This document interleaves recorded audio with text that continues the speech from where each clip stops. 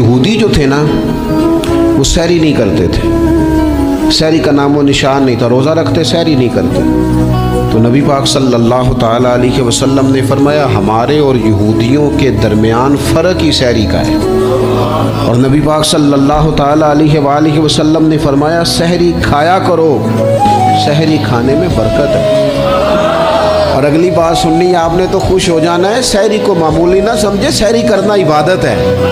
ہاں آپ مت سمجھیں کہ میں روٹی کھا رہا ہوں، یہ تو میرے سامنے دہی رکھا ہوا ہے، یہ تو سالن رکھا ہوا ہے، یہ تو اچار رکھا ہے، تو چپاتیاں رکھی ہیں۔ سحری کھانا عبادت ہے۔ آپ صبح اٹھے، آپ کی تو روٹین ہی اور تھی، تو 7 بجے کھاتے تھے، 9 بجے کھاتے تھے۔ یہ جو آپ صبح کھا رہے ہیں اٹھ کے سحری میں، اپنی مرضی سے تھوڑی کھا رہے ہیں، یہ تو کسی کے کہنے سے کھا رہے ہیں، یہ تو کسی کے بٹھائے بیٹھے ہیں۔ یہ جو سحری کا لنگر ہے یہ رب رسول کی رحمت کے ساتھ عطا ہوتا ہے، یہ کرم ہے، یہ اللہ رسول کے بٹھائے بیٹھے۔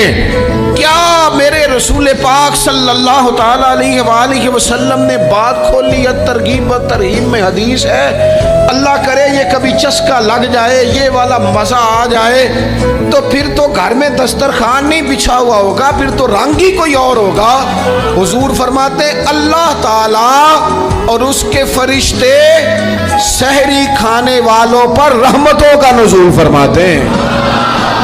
کھائی روٹی جا رہی ہے، پکا ہوا کھانا ہے، لیکن حضور فرماتے ہیں رب بھی رحمتیں فرما رہا ہے اور اللہ کے حکم سے فرشتے بھی رحمتوں کا نزول کر رہے ہیں۔